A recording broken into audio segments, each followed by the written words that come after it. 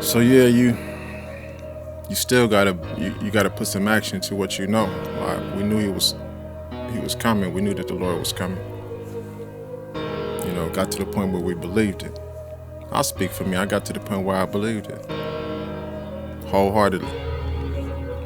But knowing he coming and changing your life to be able to be with him when he come, two different things. So even though, I had started working with these brothers and working on these projects, when I wasn't with them, I was still dealing with me. I was still in the environment that I was raised in. I was still doing the things that I was accustomed to doing. And the conviction was there, but the understanding on how to stop doing it wasn't. Because I still needed to eat. I still needed to live. And my relationship, with the people that were responsible for me wasn't good.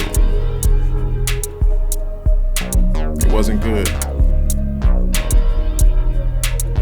And because it wasn't good, there were even other fractures that I was dealing with regarding family. And I had to figure that out. And truthfully, I wasn't figuring that out. I had taken into the church the very things that I was trying to get away from in the street, because that's what was normal to me.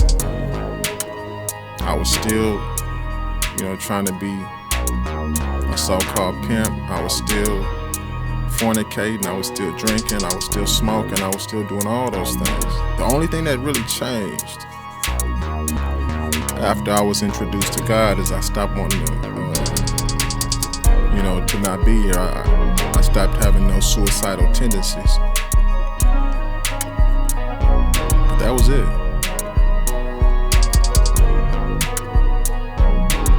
That was it. Everything else was still continuing. But something significant happened at a certain point.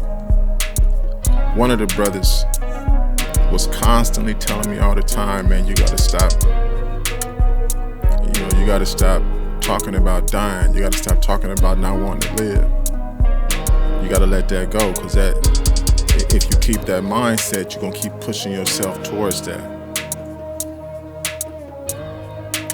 So I did notice his words was taking a hold in that capacity, that I stopped talking like that. I stopped feeling like that.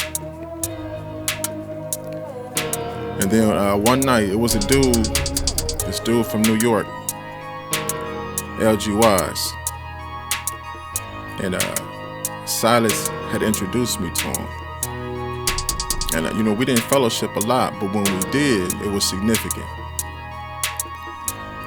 And so I had this message from one brother that was saying, you gotta stop talking about dying. You gotta stop talking about not wanting to be here. You gotta start speaking life over yourself, life over your situation. And then I had another brother who said, you gotta get out this environment, because this environment is not helping you to live the way that you say you wanna live, now that you wanna live. And the brother gave me an ultimatum. He was like, come with me right now. Like, let go of what you got and come with me, and I'm gonna disciple you. We're not only gonna work on music, but we're gonna work on spiritual things. And that was powerful, because here I had one brother constantly giving me messages about wanting to live, and then I had another brother that was saying, and I can facilitate you changing how you live. And I made that decision. It was even a female that was making money for me, that I was in a so-called relationship with at the time, who was hurt by my decision. She felt like I was leaving her in the darkness because she wasn't ready to go. But all I could hear was them two brothers and their messages of hope. But that hope was predicated upon change. You gotta change. You gotta take it step by step. You know what I'm saying? You gotta live moment to moment. You gotta live day to day. But you got to be willing to do that. And that's the power that was able to be captured in a song by the brother who used to tell me that, man, you got to give it one more day.